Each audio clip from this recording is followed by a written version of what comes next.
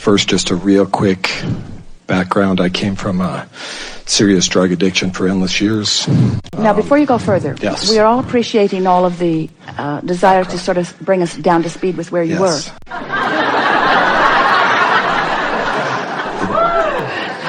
And that's not it.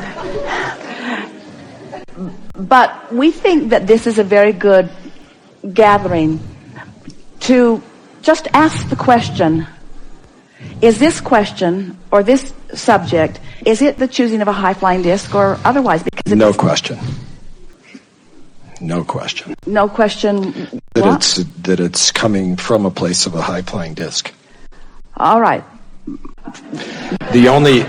Abraham, the only reason that I wanted to provide just a real brief background. The only reason that I wanted to just carve out a pipeline to something that I don't want before I started carving out a pipeline toward what I do want is because I think that giving myself a disadvantage is somehow to my advantage. That's not it. We're nitpicking. We're nitpicking. No, Abraham, the only reason I wanted to start there is because I've just entered into being one of Forbes 1,000 wealthiest people in the world. And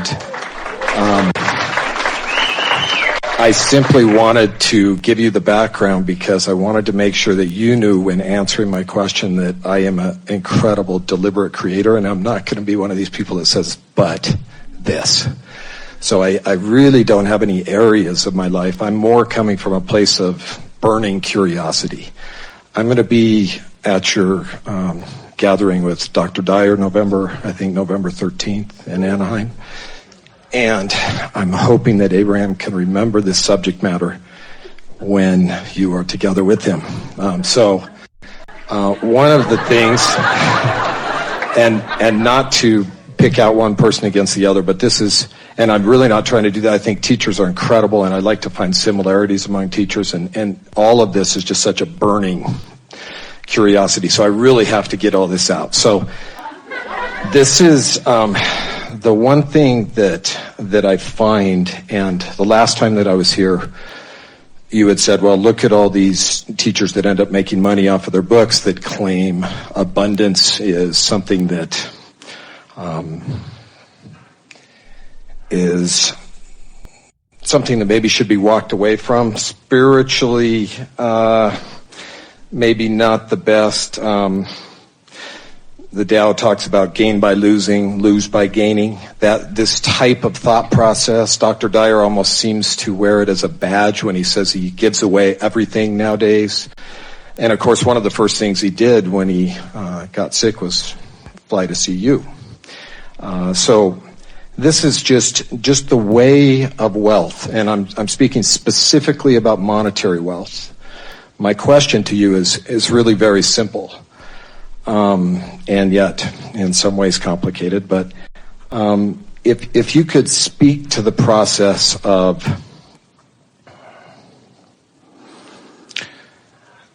you seem to suggest with all your teachings, and I have everything that pretty much that you've ever done. I mean, it's, and I've memorized most of it. I mean, it's really served me well. When your cup is full, stop pouring. One of the things about me is my cup is very full, but yet it's not totally full because I still want another yacht, and I'm focused on what you say. One of the things that I love to do is to be in the desire of things and let it kind of drip from my tongue in the wanting of it, but yet not having it. And that has served me incredibly well. To be in the vibration. That's perfect desire. Desire with no doubt. Desire with knowing. Nothing feels better than that. Yes. Even having it in some ways. Nothing feels better than moving forward into the new. Yes. But when you're speaking with him, and this whole idea of kind of less is more, and giving away everything, when you talk about desire and wanting things, and getting things and going along that path and that whole deliberate creation scenario, which is just, as you said, unbelievable to know that the wind's at your back all the time and to really work through that process internally. it's just a really special thing, and I can't imagine that being non-noble. And what I'm trying to do is figure out, because some of what Dr. Dyer says resonates, that whole idea of giving away your material wealth. If you could just speak kind of in general to some of that. We are eager to have a conversation about this because there is a misunderstanding on the part of most people about abundance. We're going to get right to the heart of what you're pointing at, and we know that it will be a satisfying conversation for you because it's going to take you to a new place that you've not been before, and nothing feels better than that. So, we've been talking to all of you for a while about how creation works, and many of you have come to a place that you're applying it rather specifically and rather effectively. And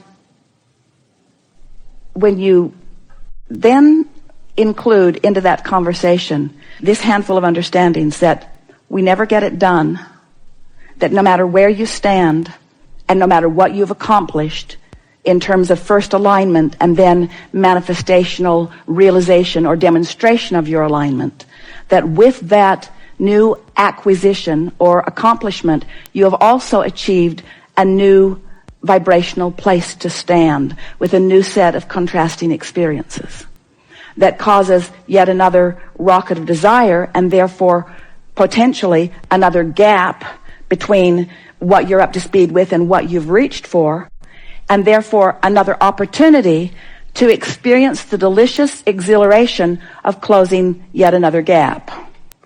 So, when you understand that there will always be another gap, and that the fun is in closing that gap for the purpose of opening another gap, for the purpose of closing the gap, then you begin to realize that it never has been about the destination, about the acquisition, about the manifestation, about the materialization.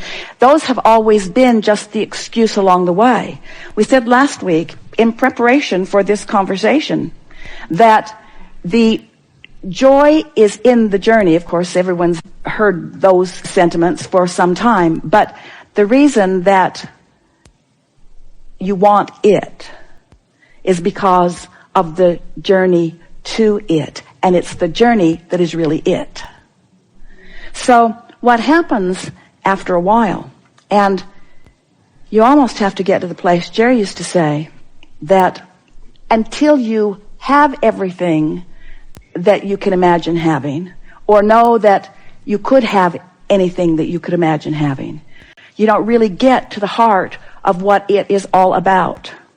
As long as there is a destination toward a thing, then you can sometimes be sidetracked from understanding what the true thing that you're reaching for really is. And so this may be his way of trying to explain to those who are listening to him that the material things have less importance to him than the journey toward them. That in time, if you are a manifester of items or things, that can become cumbersome. But we want to submit that nothing can become cumbersome if in your acquisition of it, you also then hatch a new plan to comfortably be with it. And so here's the easy way to say it in the context of what we've been talking about here about laying new pipes. So you laid lots of pipes to lots of things that you wanted, and now, because you only have so much attention that you can give to so many things, some of those pipes that were wide open at one time are now closing up from neglect while you are opening other pipes. And who cares what pipeline you've been down? The only thing that you care about is the pipeline that you're moving down now. Yes? Yes. And because there is no regression, there is no looking back, sometimes people, it doesn't have to be, but sometimes you feel when you look at acquisitions that you acquired or creations that you created when you were at a different vibrational consistency level, sometimes when you address them or focus on them, it reactivates within you where you were instead of where you are. And where you are is what matters most where you are and where you're going, that's the freshest path, you see. So we've been saying to all of you for a while that once it's manifested, it's really old news. By the time it's manifested, you've been way down the pipeline and you've way spent your vibrational currency. But Abraham, one of the things that I do, and when I was talking about having something that I want and dripping it from my tongue, is before I actually move into that acquisition of that thing, whatever that is I make sure that I'm going to want it down the line. In other words, you talked, and you've had several times where you brushed up against the idea of wanting something after you have it, and the importance of that. You stated on one seminar where you said people are saying that they want something, and they're thinking on the things that they don't have, whereas the whole kind of rampage of appreciation and all of that also includes things that you already have. So in some ways, I disagree with that. For me, if I don't want it, it just goes away. I don't keep it around. If I don't love it, then it doesn't stay. It just finds its way away from my consciousness. But for the most part, when I have that decision... And how is that different from what Dr. Dyer is saying? Well, because it's the journey toward the acquisition of something. Really, it's the motive. I think that's the big difference. Let's call it the focus motive. The focus motive, because focus is everything. And so we agree with you. We get what you're getting at, that to have something that calls you is just the best. But we want to ask you this question. And you may have already said it, but we want to really focus as we ask and you reply. When that feeling of the deliciousness of it dripping from you as you are thinking about it, are you able to make any distinction? We're not trying to put this thought in your mind. We're really asking, can you feel any distinction between the clarity and the purity and the perfection of the non-resisted thought? Is it more or less delicious to you than the manifestation when it occurs? It's almost like it's more. In some ways. Yeah, that's why I linger with it. Because in the thought, you can make it non-resisted. And in its reality, now others are observing it, others have an opinion about it. It's something for you to deal with or tend to. And so there is a slight diminishment. And this is something that we've been saying and wanting you to hear, our physical friends, for a very long time. The reason for the focus is what it is all about. And the actualization of it is just the natural byproduct of the focus. But it was always the focus that was meant to be your most satisfying experience. And the best way that we can make you really hear that is by saying to you that those like us, and like Jerry, non-physical beings who are focused with you in your now reality, it's all about mind for us. It's all about emotion for us. It's all about thought flow, non-resistant thought flow for us. And so when you find those moments where you're just salivating at the deliciousness of it, what you have found is the perspective of Source, who is so at one with energy and so not needing manifestation, that you literally become Source-like. That really is what seeing through the eyes of Source is like. Now, this is not a conversation that we can have with most humans, because most humans then assume that we're just trying to get you to get in your dream world and start imagining and stop complaining about the things you don't have and just make the best of things that don't feel good. And that is far, far, far from what we're doing here together. So does this kind of cross over to attachment? In other words, Deepak Chopra and a lot of the other teachers will talk about the idea where you put a vibration out there on what you want, and then you let it go. Let's clean all of this up with this simple illustration. So here you are on the high-flying disc, and you are contemplating your empire. And every single thing you look at pleases you beyond description. Now get on a lower flying disc and observe your empire. Whole different experience. So we're not trying to talk anybody into or out of all of the manifestations they want. We say the more the better. We just want you to be in the vibrational place where when you contemplate them or anything, it serves you in a productive, life-giving way rather than detracts from you.